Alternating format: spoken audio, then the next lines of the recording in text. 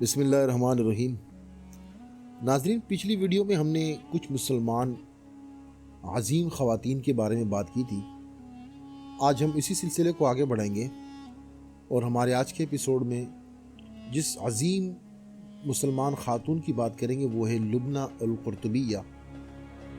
لبنہ القرطبیہ 10ویں صدی میں اندلس میں پیدا ہوئی۔ مورخین کا ان کے بارے میں خیال ہے کہ وہ اندلس ہسپانیہ میں قائم خلافت کے فرمان روا عبد الرحمن سویم کی بیٹی تھی۔ لبنہ نے اپنی تعلیم قابل اساتذہ سے حاصل کی اور 961 عیسوی میں اندلس میں قائم سب سے بڑے شاہی لائبریری کی افسر مقرر ہوئی۔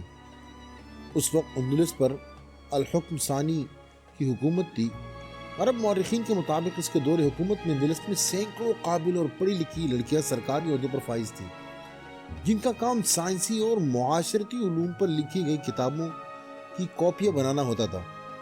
لبنہ القرطبیہ ان سب کے ساتھ جیومیٹری اور الجبرا میں بھی کافی مہارت رکھتی تھی اور ان کو بطور استاد شاہی محل سے متصل مدرسے میں تعینات کیا گیا تھا۔ لبنہ نے قرطبہ کی لائبریری میں بطور انچارج بھی کافی عرصے تک کام کیا اور اس دوران انہوں نے کئی کتابی اور مسودے لکھے۔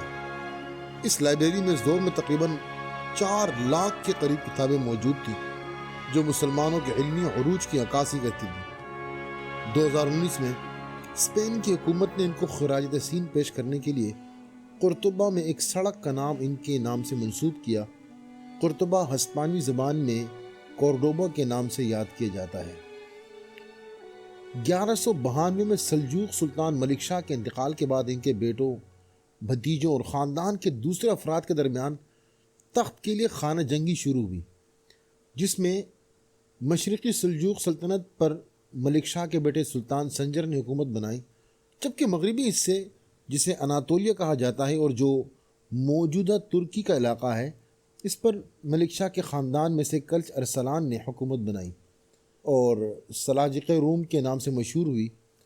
کلچ ارسلان کے ہاں ایک بیٹی پیدا ہوئی جن کا نام گوہر نصیب سلطانہ تھا۔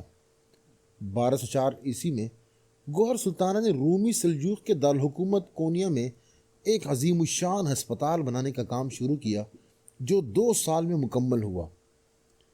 1206 عیسوی میں اسی ہسپتال سے متصل ایک درسگاہ پر بھی کام شروع ہوا جو 1210 میں مکمل ہوا۔ اگرچہ گوہر سلطانہ کا انتقال 1206 عیسوی میں ہو چکا تھا، لیکن پھر بھی اس درسگاہ کو مکمل کیا گیا اور انہی کے نام سے منسوب کیا گیا، جہاں طب پر نہ صرف تعلیم دی جاتی تھی بلکہ تحقیق بھی کی جاتی تھی۔ اس مدرسے سے اور اسپتال کی عمارت آج بھی ترکی میں موجود ہے اور اس میڈیکل سائنس کے میوزیم کے طور پر استعمال کیا جاتا ہے۔ 13ویں صدی عیسوی میں ایک طرف مصر میں غلاموں کی ایک طاقتور فوج نے مملوک سلطنت بنائی تو دوسری طرف دہلی میں بھی خاندان غلامہ کے ایک سلطان قطب الدین ایبک نے ایک سلطنت کی بنیاد رکھی جس کو مملوک یا سلطنت غلامہ ہی کہا گیا۔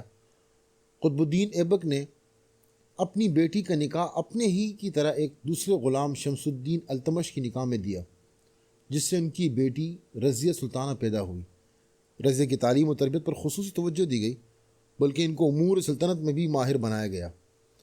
28 اپریل 1236 کو سلطان التمش کے انتقال کے بعد حکومت رضیہ سلطان کے سلطان بھائی رکن الدین فیروز کو ملی، لیکن ان کے خلاف عوام میں بغاوت ہوئی اور 9 نومبر 1236 کو تخت دہلی پر رضیہ سلطانہ کو بٹھایا گیا۔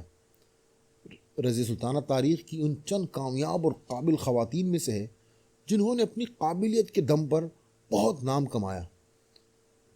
رضیہ سلطانہ اپنی حکومت کے دوران نہایت ایمانداری اور عدل و انصاف سے حکومت کرتی۔